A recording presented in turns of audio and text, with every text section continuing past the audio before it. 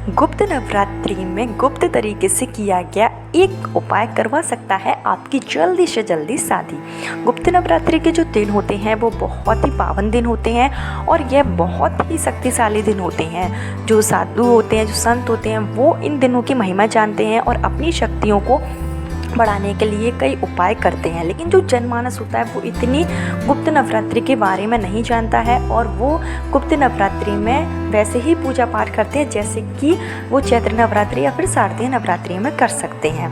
अगर आप गुप्त नवरात्रि में कोई विशेष पूजा नहीं कर सकते हैं, कलश स्थापना भी नहीं कर सकते हैं, तो इन छोटे छोटे उपायों को कर कर आप अपने जीवन की समस्याओं का हल निकाल सकते हैं। जैसे कि अगर आपकी विवाह संबंधी समस्या है, आपकी शादी को कई साल हो गए हैं, शादी जो है नहीं हो पा रही है, शादी की उम्र है बढ़ती ही जा रही है, 30 साल 35 साल या फिर उससे भी अधिक हो गई है और अभी तक अगर शादी के योग नहीं बने हैं, माता पिता हैं उन्होंने अपने बच्चों के शीघ्र विवाह के लिए कई उपाय कर लिए हैं, पूजा पाठ कर लिए है, लेकिन विवाह नहीं हो पा रहा है, माता पिता बहुत ज़्यादा परेशान हो गए हैं। क्योंकि जिस घर में बच्चों की शादी सही समय पर नहीं होती है उस घर के माता पिता बहुत ज़्यादा परेशान हो जाते हैं। बच्चे तो परेशान होते ही हैं लेकिन उससे कई ज़्यादा परेशान उनके माता पिता हो जाते हैं। खास करके जो माँ होती है वो बहुत ज़्यादा चिंतित हो जाती है, क्योंकि हर माता पिता का सपना होता है कि उनके जो बच्चों का सुखी वैवाहिक जीवन हो और सही समय पर हो जाए, उनको एक ऐसा जीवन साथी मिले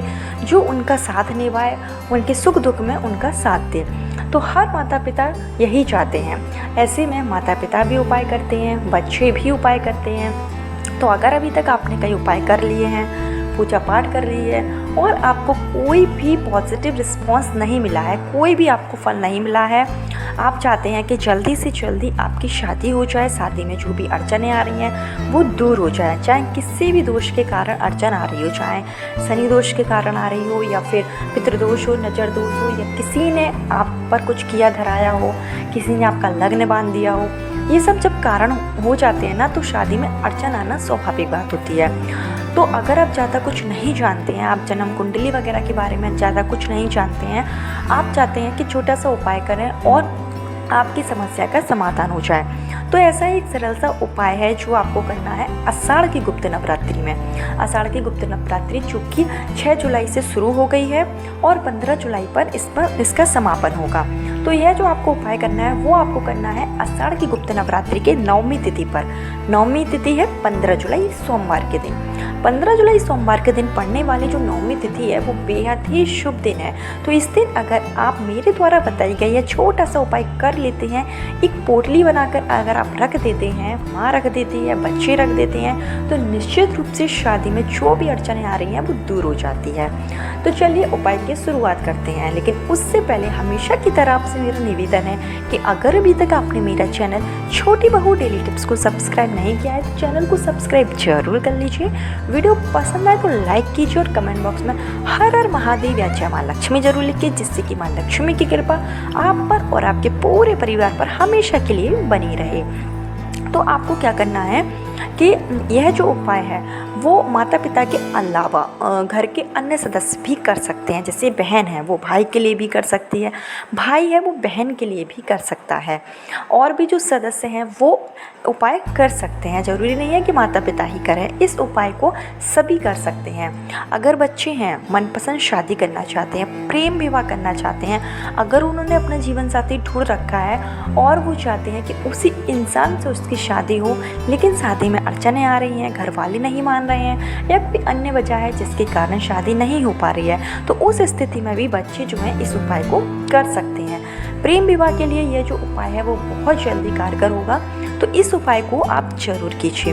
आपको क्या करना है कि 9वीं तिथि पर 15 जुलाई के दिन आपको सुबह ब्रह्म मुहूर्त में उठ जाना है। सुबह आप जल्दी उठिए, 5 से 6 के बीच में आपको उठ जाना है। स्नान आदि करके आपको साफ सुथरे वस्त्र पहनना है। कोशिश यह करिए कि उस दिन आप लाल कलर के वस्त्र पहने, क्योंकि माता रानी के दिन चल रहे हैं और माता रानी को लाल कलर जो है वो बेहद ही पसंद आता है। तो आप लाल कलर के वस्त्र पहने, जिससे कि माँ की जो कृपा है वो आप पर ज़्यादा बरसेगी।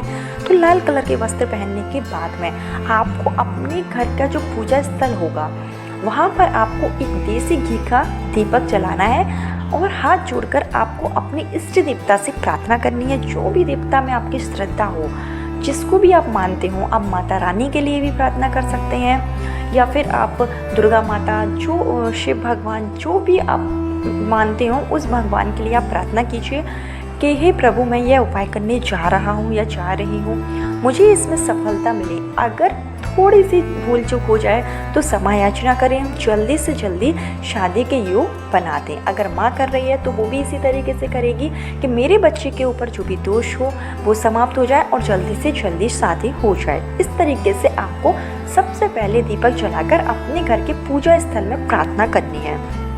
उसके बाद में आपको क्या करना है कि आपको हरी चूड़ियाँ लेनी हैं। हरी चूड़ियाँ आपको मार्केट में इजीली मिल जाएगी, तो आप एक दिन पहले ही, जिस दिन आप उपाय करें उससे एक दिन पहले आप हरी चूड़ियाँ मंगा कर रख लीजिए। जो आप चूड़ी मंगाएंगे हरी, उनकी संख्या 12 होनी चाहिए, ना एक कम ना एक ज़्यादा। 12 चूड़ी हरी चूड़ी जो कांच की हो। इसके अलावा आपको एक सिंदूर की डिब्बी, जो माथे पर लगाया जाता है सिंदूर, महिलाएं जिससे मांग भरती हैं, वो सिंदूर की डिब्बी भी आपको मंगा लेनी है। इजीली आपको मार्केट में 5 से 10 रुपए की मिल जाएगी। वो सिंदूर आपने मंगा लिया।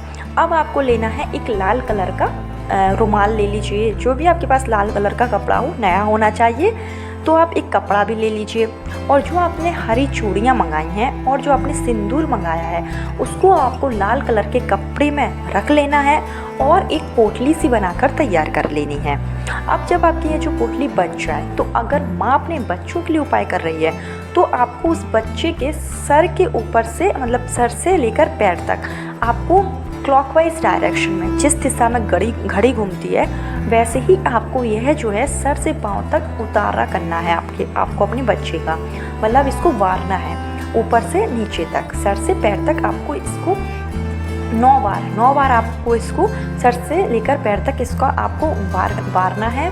और अगर बच्चे स्वयं कर रहे हैं तो फिर उतारने की ज़रूरत नहीं है।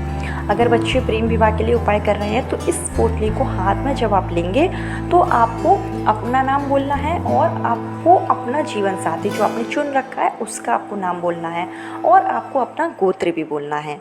और अगर माँ कर रही है तो माँ जो है वो बच्चे के शीघ्र विवाह की कामना के साथ उतारा करेगी और भगवान से प्रार्थना करेगी जो भी मतलब दोष हों, ग्रह दोष हों, जिसके कारण शादी में अड़चन आ रही है, वो दूर हो जाए।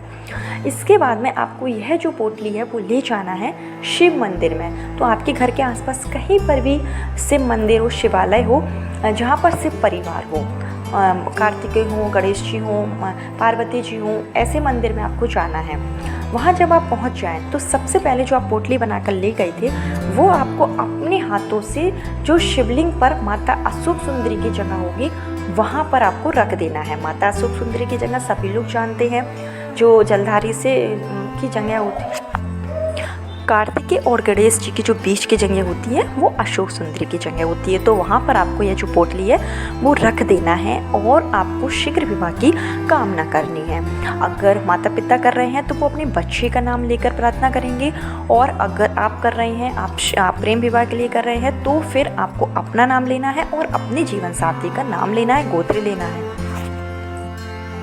इसके बाद में आपको थोड़ी देर बैठकर वहीं आपको श्री शिवाय नमस्तुभ्यम का जाप करना है, या फिर आप ओम नमः शिवाय का भी जाप कर सकते हैं, नमः शिवाय का भी जाप कर सकते हैं। अगर लड़के कर रहे हैं तो वो ओम नमः शिवाय का जाप करेंगे, और अगर लड़कियां कर रही हैं तो वो नमः शिवाय का जाप करेंगी। इसी तरीके से अगर लड़के की माँ कर रही है तो वो नमः शिवाय का जाप करेगी, और अगर लड़की की माँ कर रही है तो फिर नमः शिवाय का जाप करेगी। इस तरीके से आपको वहीं बैठकर 108 बार मंत्र का जाप करना है।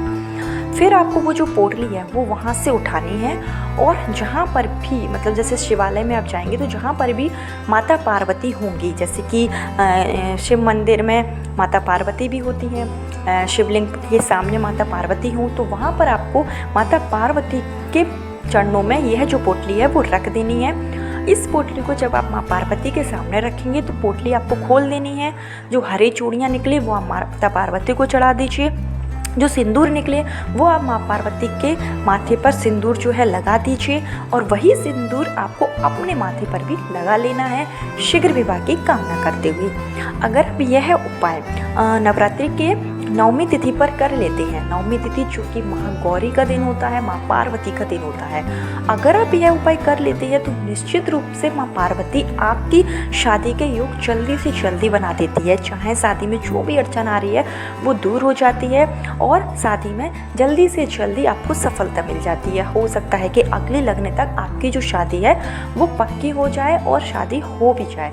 तो यह सरल सा उपाय जरूर कीजिए। गुप्त नवरात्रि के दिन है, गुप्त नवरात्रि में माता रानी की पूजा जरूर कीजिए, सुबह शाम दीपक जरूर जलाइए और जो भी आपकी मनोकामना है आप माता रानी के सामने रखिए। निश्चित रूप से माता रानी आपकी जो भी मनोकामना है वो पूर्ण करेगी। विवाह में जो भी अड़चनें आ रही हैं वो दूर होगी। तो छोटा सा उपाय है, इसको अगर आप कर लेते हैं तो आपकी जो शादी में समस्याएं हैं वो दूर हो जाएगी। कल फिर मिलती हूँ नए वीडियो नए उपाय के साथ। जब तक के लिए राधे राधे। जय माँ लक्ष्मी, हर हर महादेव।